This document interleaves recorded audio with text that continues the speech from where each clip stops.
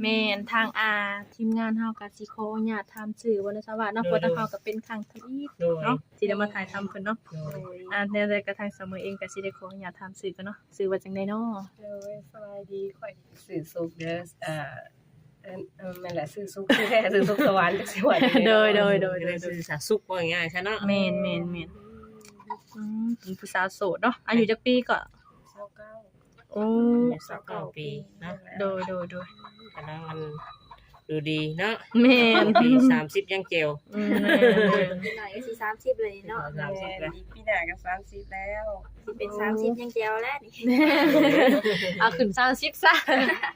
ยังเดียวปีเดียวนึงเนาะ แม่นแล้ว30ก็30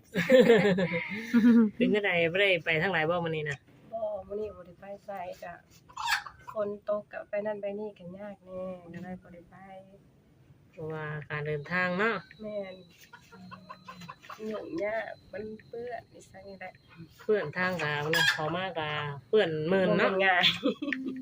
บ่ได้ทางหลังนี่ก็เป็นน้องบ่คือจังไดนี่นะ แม่นเป็นน้องแล้วก็ถม บ่ได้ถมเพียงพอเนาะมันก็เลยอ้างไปหันเลยเนาะ แม่ แม่นก็คือว่าช่วงนี้ก็คือฝนตกทุกมื้อเนาะ แม่น นี่ โอ้ เก็บจากทุกมื้อเลย เริ่มสิท่วมแล้ว โอ้โนจะชมเพื่อนก็ลืมบอกว่าสวัสดิ์ตาดีเนาะมาในเห็นหมดทุกอย่าง เจอไปเด้ อืม นั่นแหละก็ได้มาสังเกตเบิ่งเฮือนกันแน่ก็สิถามบัดนี้เนาะที่ว่าเพิ่นออกมาคลิปมื้อนี้หรือว่าจังใดนี่เพิ่นก็เปิดใจบ่ มันแล้วเปิดใจ ทางเจ้าก็ยังบ่ได้มีครอบครัวบ่ ยังบ่ทันมีครอบครัวยังบ่เคยผ่านการแต่งงานเลย อืม เพิ่นเคยมีการแต่งงานจักเทื่อเพิ่นว่าเนาะ แม่น เป็นสาวโสดว่าซั่นซะเนาะ เจ้าแม่นแหละ สาวโสดที่ว่าบ่เคยมีครอบครัวจักเทื่อเนาะ เลย แม่น แบบไรค่ะมันเปิดใจในหานุ่มๆแบบนุ่มๆแบบไรฟังไรบ่ จุดใส่ก็ได้อยู่ประเทศลาวต่างประเทศก็ได้นะได้ก็ได้ เพราะว่าตอนนี้ก็คือแบบว่าอยากสร้างครอบครัวอายุก็หลายแล้วก็แบบพร้อมที่จะเปิดใจบางเทื่อแบบมีแบบเพิ่นแบบมาเข้ามาหยังก็โอเคนะแบบ เลย อยากสร้างครอบครัว สมมติว่าขึ้นเขามาโอ้มาร่วมกะพร้อมสร้าง100%เนาะ แม่ เจ้าแม่นแล้ว เพราะว่าทางเอื้อนี่ก็29ปีแล้วเนาะก็คือสิอยากมีอยากสร้างนั่นล่ะเนาะ เลย แม่นเพราะว่าบางคนนี่ยังบ่ฮอดนี่ซั่นเด้ทางคนหนุ่มๆนี่ก็ไปอยู่ไสเด้จะว่าปล่อยปละละเลยเอื้อยจน29ปีเนาะบ่มาจักเทื่อเนาะ คือว่าเนาะแบบเรื่องแบบผู้บ่าวที่ถามว่าที่ผ่านมาเคยล้มมันล้มแล้วอยู่ล้มกันประมาณเดือน2เดือนมันค่ะแบบมันบ่มั่นคงมันแต่เลิกลากันไปก็ไปไผไปมาแล้วก็แต่ว่าผัดคบเขาแบบเขาคบแบบว่าวางไว้อยากสร้างครอบสร้างครัวเนาะแต่พอแบบเขาเจ้าเขาก็บู้แนวคิดเขาเนาะ เลย จักเขาสิคิดว่าวางไว้อยากสร้างอยากซาหรือว่าอยากคบแบบผ่านๆไปบ่หรือก็บ่ฮู้แต่ว่ามาคิดเบิ่งคักๆว่าลองว่าบางเทื่อมีโอกาสลองหาช่องทางทางช่องยูทูบเบอร์บางเทื่อเพิ่นแบบหาคนแบบสิจริงใจแล้วก็อยากคิดอยากสร้างแล้วก็อยากมีหยังไปพร้อมกันก็แล้วลองเปิดใจลองเบิ่ง เลยโดย โดย เพราะว่าดองคบมากมีแต่กล้ามเดือนกับบ่มั่นคงเนาะแบบนั้นเนาะมีแต่ผ่านไปแล้วก็บ่มีเนื้อคู่บัดนี้ก็เลยเปิดใจโลกกว้างอีกเทื่อนึงลองเบิ่งเนาะ เจ้าแม่นแล้ว บัดที่นี่ก็เลยแบบนุ่มๆนี่ต้องการสเปคอายุเท่าไหร่ แต่สำหรับอายุเนาะมันบ่เป็นประเด็นว่าแบบว่าสิได้แก่บ่หนุ่มบ่หรือว่าแบบแต่ก็ถ้าเป็นไปได้ถ้าแม่นสเปคได้ก็อยากเอาอายุแก่แน่เพราะว่าถ้าว่าคบแบบอายุน้อยมันก็ต่างฝ่ายต่างใจร้อนมันก็สิเข้ากันบ่ได้แบบว่ามันก็สิผิดสิเถียงกันถ้าว่าคบคนแก่บางเทื่อเพิ่นก็ใจเย็นด้วยอีหยังก็ว่ากันไปค่อยแก้ไขถ้าว่ามันมีเรื่องอีหยังผิดพลาดหันน่ะ เลยก็ใครแน่ขึ้นใหญ่กว่าเนาะ แม่น ถ้าเป็นเด็กน้อยกลัวก็สิยุ่งยากในชีวิตการใช้ชีวิตสิคู่เนาะมันจะบ่มั่นคงอีก เจ้า เพราะว่าบัดนี้ข่าวสารก็คือว่าอยากมั่นคงอยากมีครอบครัวสมบูรณ์แบบเนาะ แม่น นั่นแหละคือสเปคก็คือว่าคนสูงคนต่ำคนหยังนี่บ่มีอยู่บ่ บ่มีสเปคเดียวใดก็ได้ขอเพียงแต่ว่าถ้าเข้ามาในชีวิตหรือว่าสิเข้ามาคบมาขอมาแต่งมาสร้างมาสาแหละแนวใดก็ได้บ่เลือกว่าหล่อบ่สูงบ่ต่ำบ่เตี้ยบ่อันนี้บ่เลือก มีบ่มีในสเปคอันนี้นะเนาะ แบบใดก็ได้เนาะ แบบใดก็ได้ แม่มาใจดีเนาะ ใจดีขออย่าพิการ เออคือจะนอนสูบพืชสูบยากะบ่ไหวแน่เนาะ ก็ถ้าดำข้างเนี่ยก็ได้ก็บ่ถึงอันว่าสิบ่ให้สุดเลยนะ ข้างข้าวมันอาจจะบ่มีดอกยันตลอดชีวิต คันได้สูบเลยเนาะ สูบยาได้สูบตลอดเนาะ แม่น แต่คำว่าบ่เกินไปพอดีพองามก็ได้เนาะอันคือกินเหล้ากินเบียร์หั่นนี่ก็แบบเอาเวลาไปงานไปหันไปนี่ก็ได้แบบนั้นเนาะแต่ให้กินแบบติดเป็นชีวิตจิตใจแบบใส่ก็บ่ไหวแล้วเนาะ ทางสาวโสดนี่ก็แบบมักกินดื่มคือกันบ่ บ่ได้ขอดไปใส่แต่อยู่เพื่อนไม่ฮอดยามหายามแรงก็ไปลงไห้ลงนาบางเทื่อก็ไถนาตัวเองแล้วก็ไปหารับจ้างนะคะส่วนหลายนี่บ่มักไปแบบไปเที่ยวกลางคืนบ่ได้ขอดไปปานใดแต่ถ้าว่าโดนๆมีไปบอกกับแม่ก็บ่ถึงไงว่าสิบ่ไปเลย เลยคือมีเวียกงานรองงานหยังไปกับหมู่สังสรรค์นิดหน่อยก็มีมั่งเนาะคนเฮาก็มีทุกคนไปน่ะเนาะ แม่น คือว่าอยู่เฮือนนี่ก็อยู่กันจักคนอยู่เฮือนนี่นะ อยู่หาคน 5คน มีพ่อแม่แล้วก็น้อง2คนแล้วก็หลานเพิ่นให้ก็มาอยู่นำรวมทั้งหมดกับ6คน 6คนทั้งหลานเนาะ แม่น แปลว่าหลานนี่ลูกของไผหลานนี่ ลูกของน้องชาย น้องชายนี่มีครอบครัวแล้ว แม่น แต่หากบ่ได้มาอยู่นำบ่น้องชายน่ะ แม่อ้นอันเพิ่นมาเข้าทหารอยู่เพิ่นเป็นทหารอยู่นี่เด้แต่เพิ่นเลยมาอยู่เฮือนนำแม่นี่แล้วก็เอาหลานมาอยู่นำห้องเขาเฮียนนี่เมียเพิ่นปัจจุบัน ก็เลยมันอยู่ใกล้นี่ก็เลยมาอยู่นำแม่ซะเนาะ แม่น เฮ็ดให้เฮ็ดหน้าแต่ละปีก็แบบไรกุ้มอยู่กุ้มกินนี่บ่ มันก็เป็นบางช่วงถ้าบางช่วงน้ำท่วมอิหยังก็บ่ได้แต่ถ้าว่าคือแบบยามนี้เนาะมันฝนก็มันก็ทางบ้านมันก็บ่หลายปานใดก็น่าจะโอเคอยู่น่าจะได้อยู่ ก็พอได้กินหาน้ำท่วมก็ลุกเนาะบางปีก็ปีได้ปีบ่นั่นแหละทางสาวโสดเฮาก็เพิ่นก็เปิดใจหาหนุ่มๆที่บ่ามาสร้างครอบครัวนำอีกเทื่อนึงเนาะ พร้อมสั่งสาเลยเนาะเพราะว่าทางเอ่ยเพิ่นนี่ก็บ่เคยจักเทื่อเนาะก็แบบอยากมีหั่นล่ะเนาะ แม่น เพราะว่าก็โสดโดนนานแล้วตั้งแต่เพิ่นก็ยังบ่ทันมีเนาะยังบ่เคยมีครอบครัวจักเทื่ เดี๋ อ ยวบ่เคยสร้างครอบครัว แต่เจ้าน่ะบ่เคยไปเว้าไทยไปหยังเคยไปไทยอยู่ เจ้า บ่ บ่เคยไป ยังบ่ไป เคย ไท ไป ย จักเทื่อเนาะ เสีย แล้ว ค่ะ นั่นแหละไปนี่แต่คาดว่าช่วงแบบเวลาบ่มีเวียกแล้วไปหาเฮ็ดเวียกรับจ้างแต่เก่งมีแต่ฮอดเวียงจันทน์ไปหาแบบเฮ็ดเวียกบ้านบ่แบบเป็นอันเสิร์ฟแบบอิหยังอยู่ในห้านอาหารอิหยังอะนะ มีแบบนั้นเนาะ แม่นมี แต่หากบ่เคยไปอยู่ไทย แม่น สมมุติว่ามีหนุ่มๆพังไทยอยู่นี่ขึ้นมาสนใจได้สาสิไปเที่ยวไปเด่นหยังก็ไปได้อยู่บ่ ได้คันมี แต่ว่าหาไปอยู่เลยเด้ซะ ถ้าไปอยู่เลยอันนี้ก็ขอว่าอีกเทื่อหน้าเนาะมันก็บ่แน่นอนนะคือสมมุติว่าเฮาต้องเบิ่งใจกันไปก่อนถ้าว่าคบในกรณีคบฝั่งทางฝั่งไทยเนาะ เลย ถ้าว่าเพิ่นเป็นคนจังไดนิสัยดีบ่ถ้าว่าผิดเพี้ยนกันสิบ่ตบบ่ตีจังน่ะบางทีน่าจะจะโอเคจะไปอยู่ได้ เพราะว่ายังบ่ฮู้เนาะว่าสิเป็นจังใด ยันว่าเข้ามาขึ้นเอารับผิดชอบชีวิตเฮาก็บ่กล้าไปอยู่นำแน่เนาะ เฮาต้องท่าเบิ่งตัวจริง นั่นกันคุยกันเข้าใจเรื่องนึง โดยคันว่าพ่อกันโอ้ล่มแล้วถูกใจกันถูกต้องกันหั่นนี่ก็ค่อยว่ากันทีหลังเนาะเอ้ยเนาะตอนนี้ก็ทางเอ้ยเพิ่นก็ยังให้คำตอบบ่ได้หั่นล่ะเนาะเพราะว่าตอนนี้ก็ยังบ่ทันมีหนุ่มๆมาโอบมาลบเนาะก็สิมีตอนนี้ล่ะนี่ ถ้าถูกให้มีเนี่ยเด้อ คำนี้นึงมาหาก็สอบนี่สิประมาณจักอันเดือนสิตกลงปลงใจสิเป็นแฟนกับเพิ่น ก็อันนี้ก็มันได้ถามว่าแบบถ้าแม่นถ้าแล้วก็แม่นแบบพิสูจน์เฮาก็ต้องแบบร่วมกันทุกๆมื้อแต่ถามว่าไว้สุดก็สิประมาณ5เดือนหรือว่า3เดือน เพราะว่าเฮาคบกันประมาณ 2-3 เดือนนี่น่าจะฮู้นิสัยใจคอว่าเป็นคนอารมณ์ใจร้อนบ่หรือว่าใจดีบ่มันก็ต้องเบิ่งออกอย่างน้อยอะนะบ่แม่นว่าสิหมายความเบิ่งเบิดทุกเรื่องเลย แม่นอย่างน้อยก็ต้องเบิ่งอารมณ์ไปก่อนเนาะว่าอารมณ์นี่อารมณ์เป็นคนที่โหดร้ายอยากให้แล้วก็แบบขึ้นเลยบ่แบบนี้เนาะ เข้า ก็ต้องแบบว่าเอาคนที่ว่าใจเย็น แม่น เวลาพูดคุยมีเหตุผลเนาะ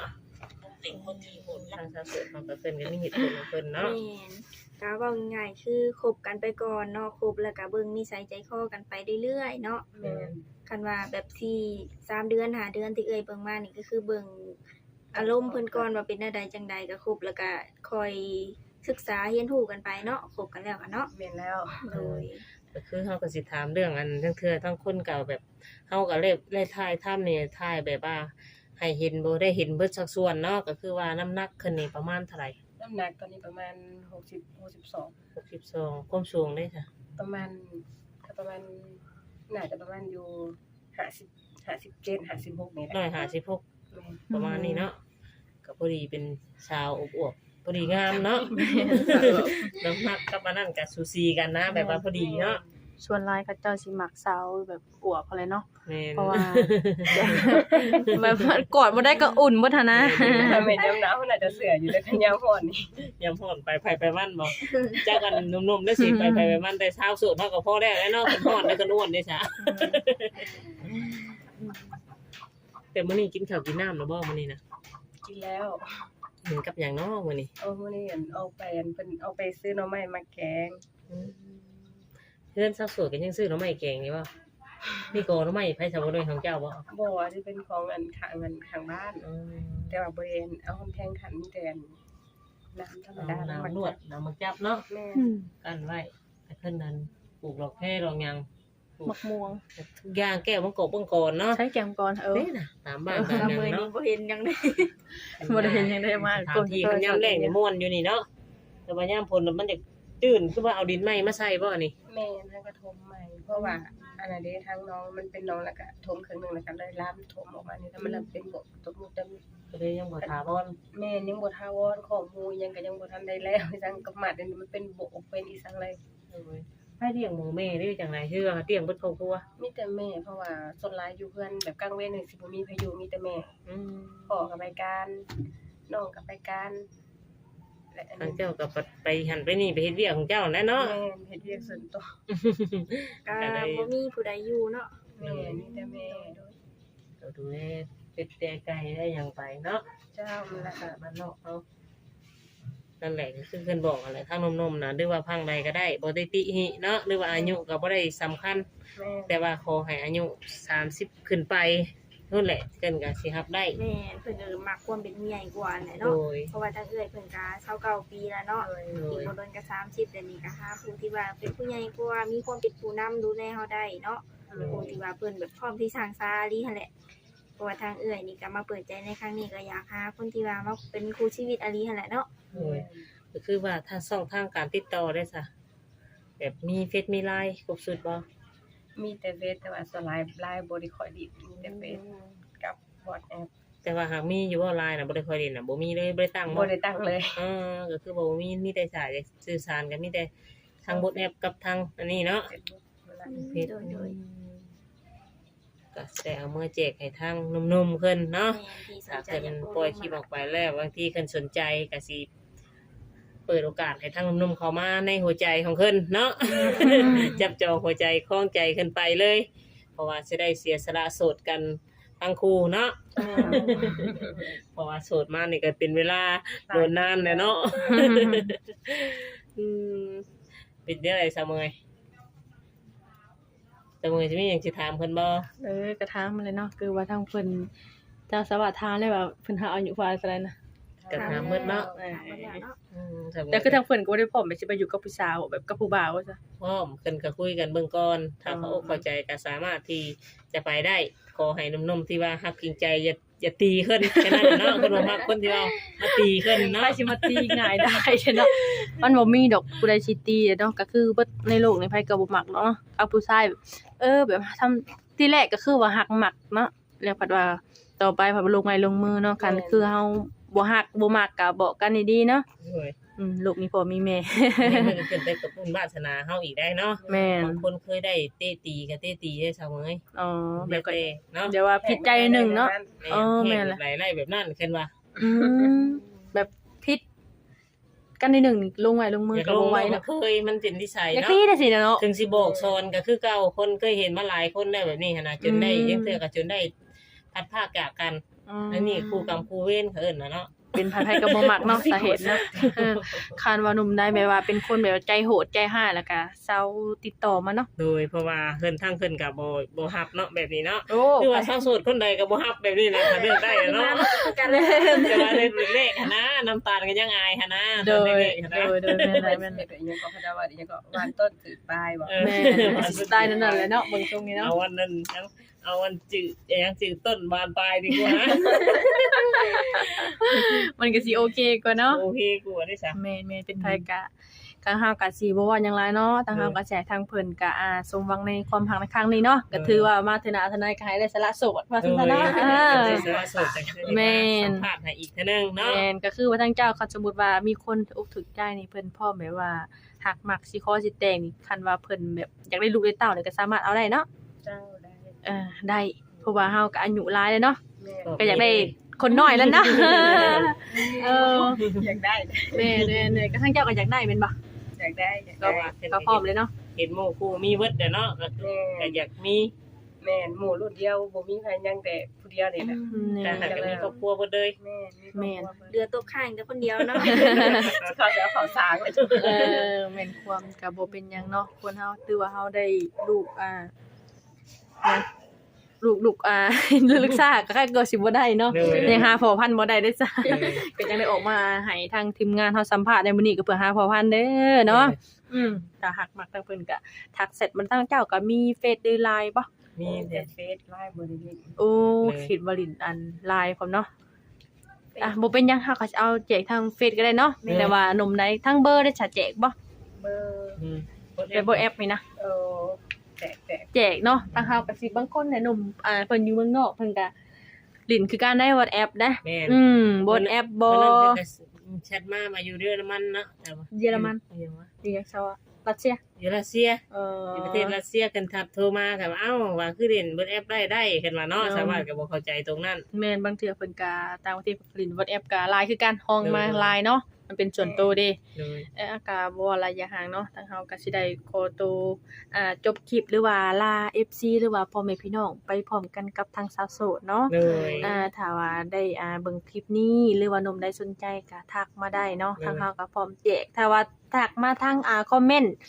แจกอันเฟซชัดสดให้แน่แจกอัน ขอเบอร์ซั่น แม่นขอเบอร์ชัดสดในบ่ได้เด้อทางเฮาก็สิบ่ให้มั่วเด้เพราะว่าเฮาต้องแจกแบบส่วนตัวเด้ โดย ถ้าเฮาแจกไปแล้วมันสิมีคนบ่ดีแล้วเขามาหาเพิ่น โดย เนาะเฮาก็คัดให้ว่าซั่นซะเนาะเด้อๆก็หาผู้อันฮักแท้หั่นล่ะ โดย เนาะเด้อๆทางเฮาก็สิได้ขอตัวลำลาเลยเนาะทางเฮาก็ขอขอบใจทางเอื้อยเพิ่นที่ให้ทางเฮาสัมภาษณ์ในมื้อนี้เนาะสวัสดีเนาะก็ให้สมหวังในความรักเด้อเนาะโดยสบายดี